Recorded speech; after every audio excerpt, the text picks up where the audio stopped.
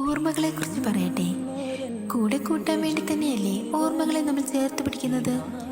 അല്ല എന്ന് പറയാൻ കഴിയുമോ? കഴിയില്ല എന്ന് ഞാൻ പറയും. കാരണം നമ്മൾ എത്രയൊക്കെ വേണ്ട എന്ന് പറഞ്ഞാലും ഓർമ്മകൾ നമ്മുടെ കൂടെ കൂടും. അതിപ്പോൾ നല്ലതായാലും മോശമായാലും അങ്ങനെ തന്നെ. മനുഷ്യരെ നമുക്ക് വെറുക്കാൻ കഴിയും, ചിലപ്പോൾ മറക്കാനും. പക്ഷേ ഒരിക്കലും നമ്മൾ ഓർമ്മകളെ വെറുക്കില്ല. സത്യമല്ലേ? ഒരുപാട് ഇഷ്ടപ്പെട്ടിരുന്ന ഒരാളുടെയെങ്കിലും ഓർമ്മകൾ നമ്മളിപ്പോഴും എവിടെയെങ്കിലും സൂക്ഷിച്ചു വെച്ചിട്ടുണ്ടാവില്ലേ?